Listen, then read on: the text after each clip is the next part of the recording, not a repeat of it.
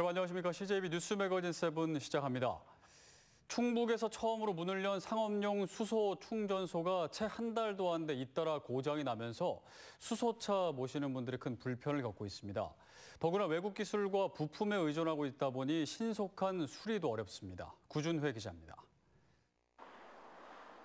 지난달 9일 청주시 내수읍에 문을 연 수소 충전소입니다. 한참을 기다려도 충전하는 차량 한 대 보이지 않습니다. 개장 이틀 뒤 충전기가 고장나 여태껏 영업을 못하고 있기 때문입니다.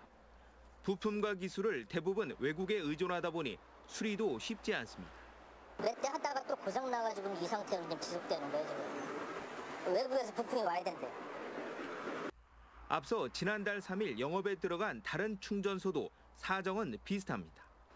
개장 초기 하루 30대까지 이용하던 곳입니다. 청주 오창에 있는 이곳 수소 충전소도 설비 고장으로 지난달 27일부터 사흘 동안 영업을 하지 못했습니다. 이 때문에 청주 지역 수소차 운전자들은 대전이나 충주 등지로 원정 충전을 다니고 있습니다. 청주시는 충전소 한 곳당 30억 원씩을 들여 건립해 민간에 위탁 운영 중입니다. 2022년까지 모두 5곳으로 늘릴 계획입니다. 시는 당분간 외국 기술진을 상주시켜 문제를 해결하고 대응 체계를 갖추겠다고 밝혔습니다. AS 체계를 구축하여 고장이 났을 때 바로 대응토록 그렇게 하겠고요. 그런 에러를 줄이기 위해서 매뉴얼도 만들고 그렇게 조치하겠습니다. 가뜩이나 부족한 충전소에 그나마 개장하자마자 고장을 일으키면서 올해 350대를 목표로 하는 청주시의 보급 계획에도 빨간불이 들어왔습니다. CJB 뉴스 구준혜입니다. 오늘부터 대형마트와 편의점 등에서 비말 차단용 마스크를 살 수 있게 됐습니다. 장당 가격이 500원에서 900원 정도인데 현장에선 물량이 부족해서 수급이 원활하지 않은 모습이었습니다. 진기훈 기자입니다. 비말 차단용 마스크를 살 수 있다는 소식에 편의점에는 구입 문의가 잇따랐습니다. 하지만 청주 대부분 편의점에는 비말 차단용 마스크는 입고되지 않았습니다. 물량 부족이 이유였습니다.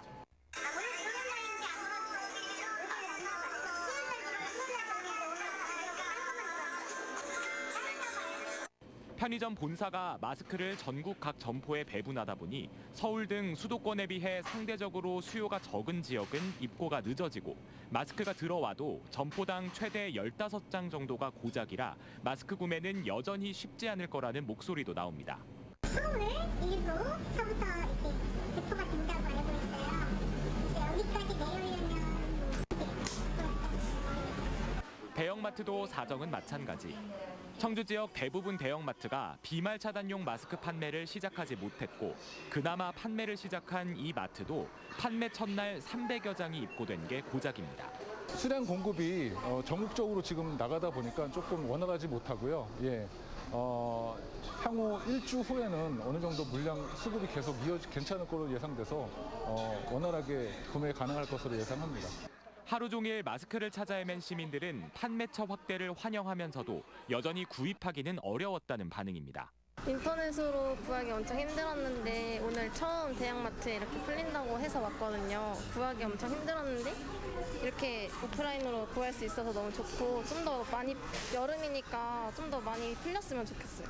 판매처는 확대됐지만 비말 차단용 마스크 생산량이 아직 턱없이 모자란 만큼 품귀 현상은 당분간 계속될 걸로 보입니다. CJB 뉴스 진기훈입니다. 정부가 감염병 전파 위험이 높은 곳으로 분류한 시설에 대해서는 오늘부터 QR코드, 전자출입 명부 시스템이 시행됩니다. 하지만 한식 뷔페는 해당이 되고 유명 샐러드바는 빠지는 등 적용 기준을 놓고 논란이 일고 있습니다. 이태현 기자입니다. 입장 시 QR코드를 제출해야 하는 업종은 모두 12개입니다. 이 중 유흥업소와 노래연습장 등 8개 업종은 개도 기간이 종료됨에 따라 이제부터 전자출입명부 시스템을 지키지 않을 경우 집합금지 등의 행정조치나 벌금이 부과될 수 있습니다. 다만 뷔페와 방문 판매업체, 대형 학원과 물류센터 등 추가 분류된 4개 업종은 오는 14일까지 개도 기간이 주어집니다. 충북 지역의 경우 각 시군이 조사한 뷔페 134곳과 15곳의 방문 판매 업체가 포함됐는데 문제는 기준이 명확하지 않다는 겁니다. 일반 한식 뷔페는 포함된 반면 단독 브랜드를 갖고 샐러드바 형태의 자율배식으로 유명한 업체는 대상에서 제외됐고 전국 각지에서 사람이 모이는 웨딩홀 또한 뷔페를 제공해도 관리 대상으로 분류되지 않았습니다. 일반 주문을 하고 샐러드바를 이용 안 하는 사람도 있고 그러니까요. 그건 뷔페라고 볼 수가 없어요. 향후 단속 과정에서 불필요한 마찰을 피하려면 QR코드 출입처에 대한 보다 합리적 기준이 제시돼야 할 것으로 보입니다. CJB 뉴스 이태현입니다.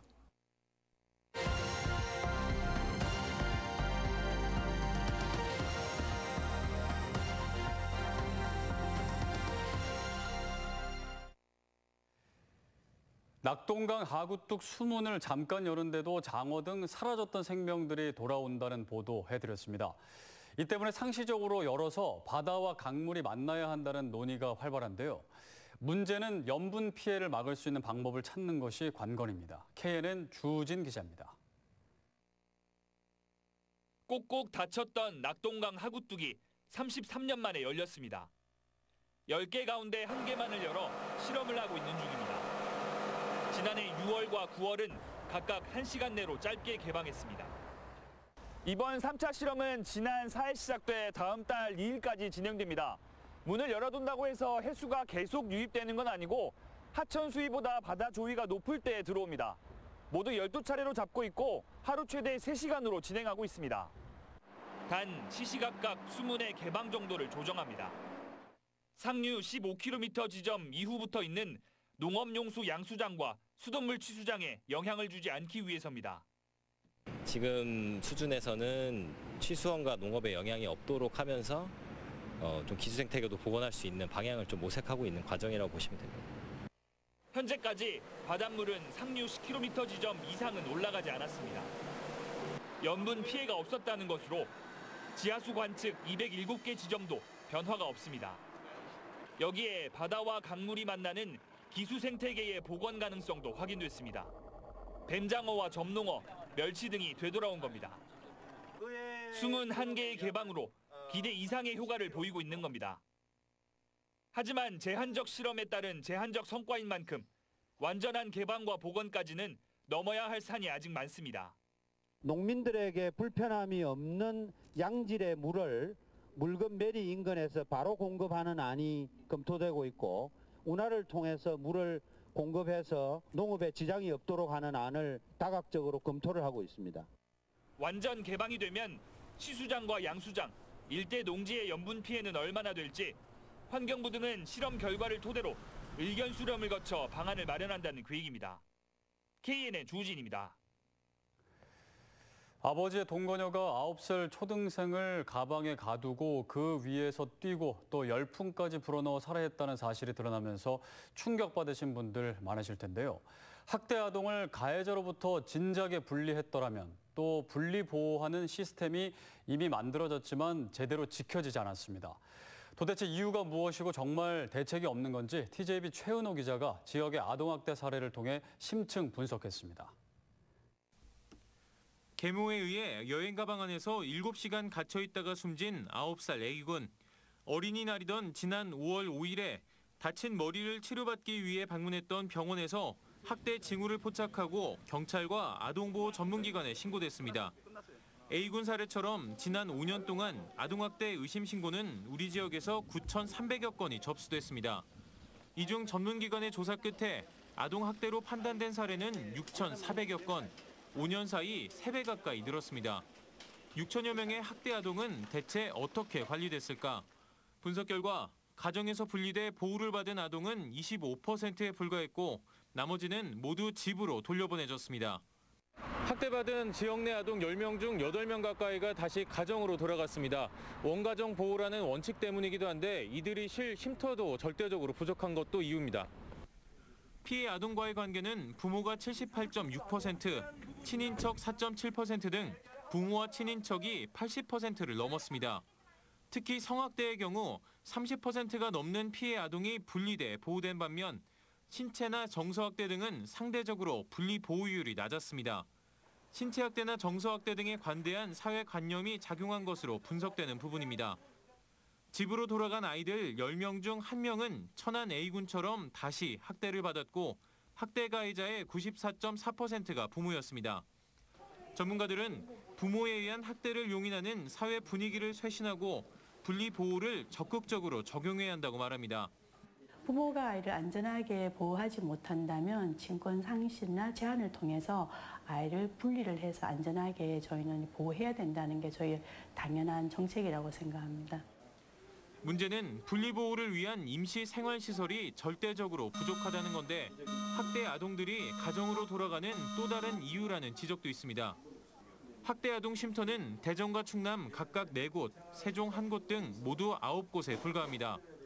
30평 정도 크기의 쉼터당 보통 7명에서 8명의 아이들이 생활하는데 2018년 기준 2,000명의 학대 피해 아동을 수용하기에는 턱없이 부족합니다. 학대 피해로 긴급한 분리가 필요한 상황이 발생하면 10명씩 보호하는 경우도 있습니다. 최근에는 학대 피해 아동의 연령이 점점 더 낮아지고 있고 영아도 꾸준히 발생하고 있습니다. 쉼터 종사자 1명이 학대 피해 아동 10명을 밤새 혼자서 케어하는 어려운 현실 속에 있으며 학대 피해 아동 쉼터 관계자들은 쉼터를 지속적으로 늘리고 관련 예산 확대와 직원 처우 개선도 시급한 문제라고 지적합니다. TJB 최현호입니다. CJB 뉴스 매거진 7 함께하고 계십니다. 내일 충북의 날씨 알아봅니다. 박지영 캐스터 전해주시죠. 네, 오늘도 곳곳으로 약한 비가 조금 더 내렸지만 그래도 활동하기 무난한 날씨였는데요. 내일부터는 다시 낮더위가 시작되겠습니다. 내일 청주의 한낮 기온은 29도, 그 밖의 지역에서도 30도 안팎을 보이며 다소 덥겠는데요. 또 볕도 강하게 내리쬐면서 자외선 지수 역시 매우 높은 단계까지 오르겠습니다. 이제 정체 전선은 완전히 남쪽으로 빠져나갔는데요. 다만 대기가 불안정해지면서 내일 오후부터 중남부 지역을 중심으로는 소나기가 지나겠습니다. 예상 강우량은 5에서 40mm 정도가 되겠고요. 비가 내리면서 천둥, 번개를 동반해 다소 요란하게 쏟아지겠습니다. 내일 외출하실 때에는 작은 우산은 챙겨 다니시는 게 좋겠습니다. 내일도 먼지 걱정은 없겠고요. 당분간 우리 지역에서는 장맛비가 쉬어가겠습니다. 날씨였습니다.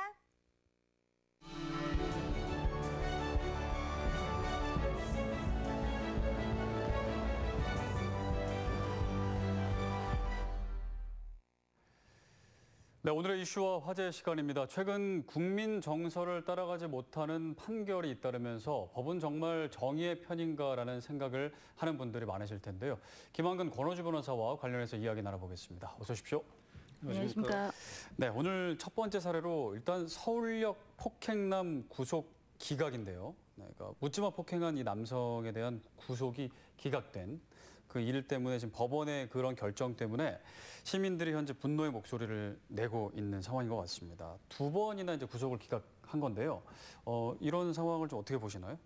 저희가 일단 사안을 좀 간단히 말씀드려야 될 것 같은데요.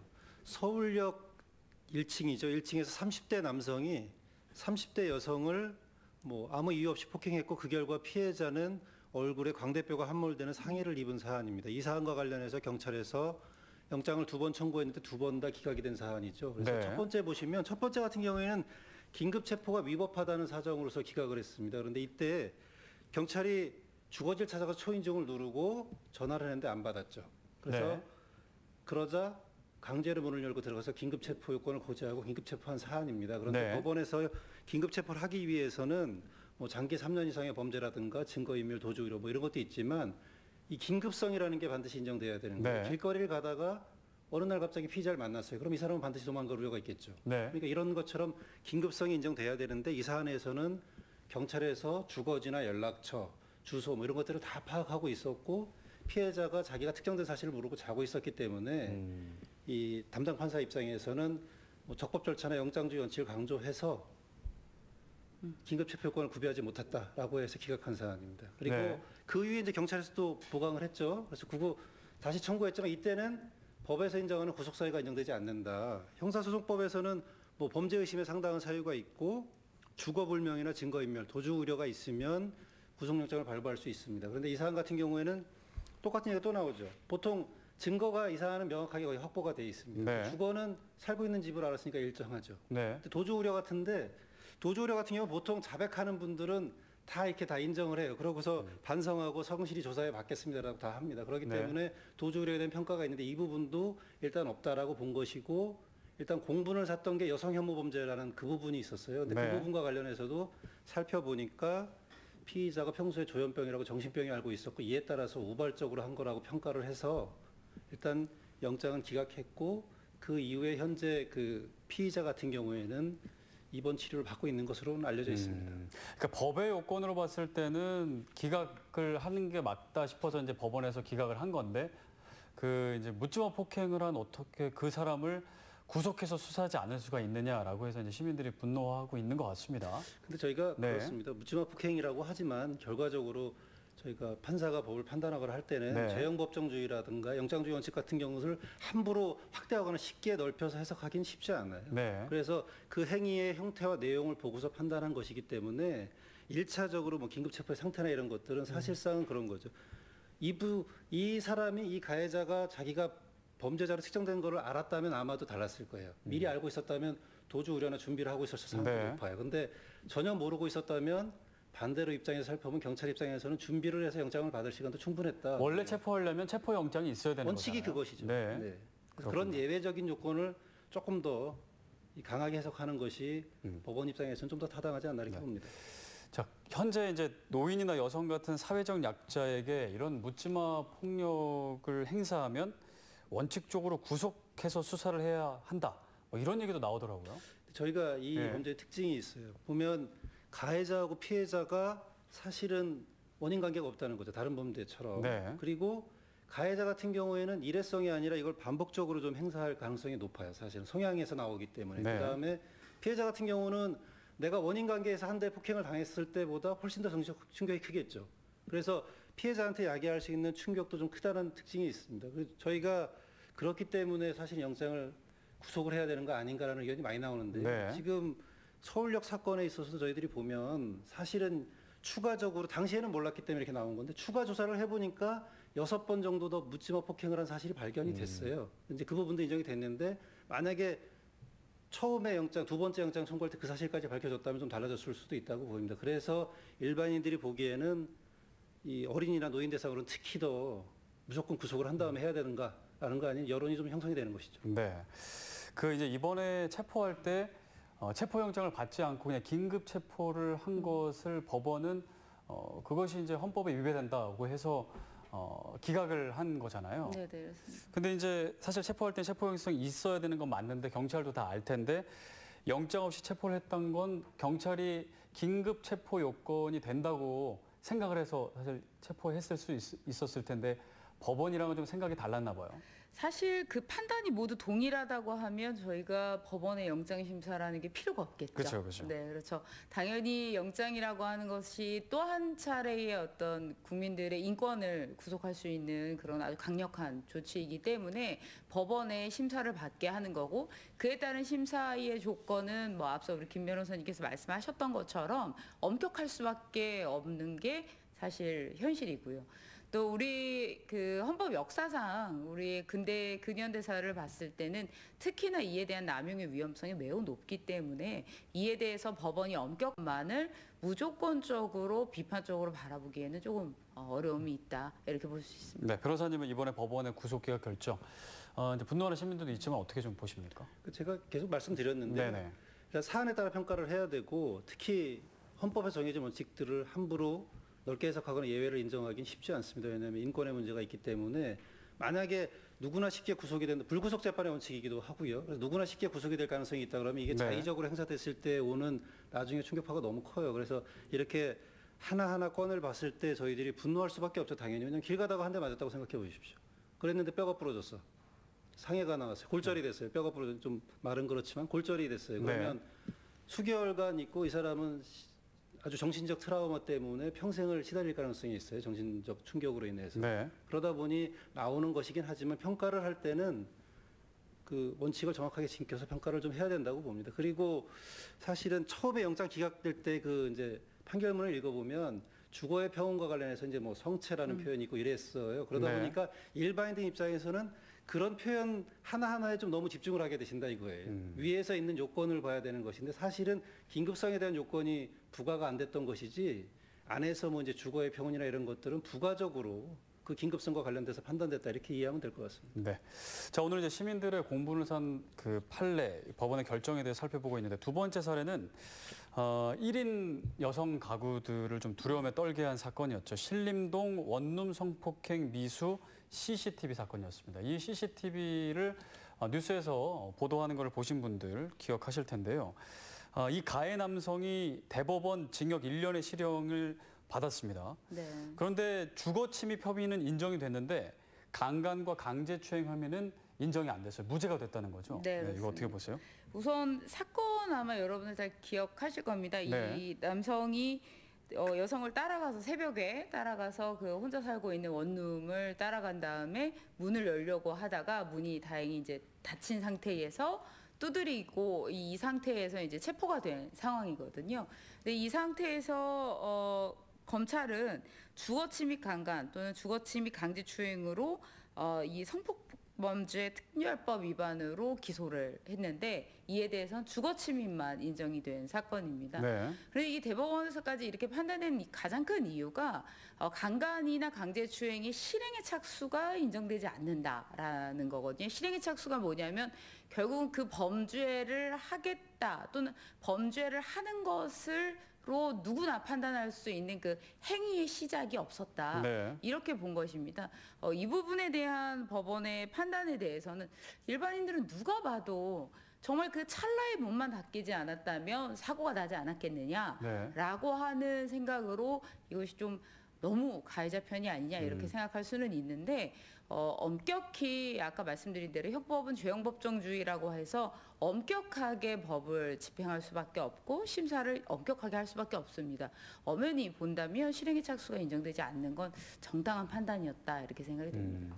근데 일단은 그걸 봤을 때 만약에 정말 문이 열렸다면 어떤 상황이 발생할지 알 수 없는 상황이잖아요. 물론이죠. 근데 그거를 뭔가 실행에 착수하지 않았다는 걸로 아무 문제가 없다, 뭐 무죄다 이렇게 판단하는 건 좀 제가 생각하기에 일반인들께서 네. 아마 그 CCTV 영상을 보셨다면 아마 말씀처럼 이제 대부분의 여성들이 정말 공포에 떨고 있을 정도로 걱정이 될 정도의 그런 영상이기는 네. 맞죠. 물론 맞습니다. 그러나 말씀대로 예상을 한 것만으로 우리가 그 부분에 대한 형법을 적용을 하게 된다면 그 혼란은 사실 엄청나게 가중될 수밖에 없고 네. 특히 형벌의 경우에는 인권과 직결되는 문제이기 때문에 더욱더 엄격하게 심사할 수밖에 없습니다. 그렇기 때문에 형법에서 가장 중요하게 판단하는 것 중 하나가 바로 실행의 착수 시점입니다.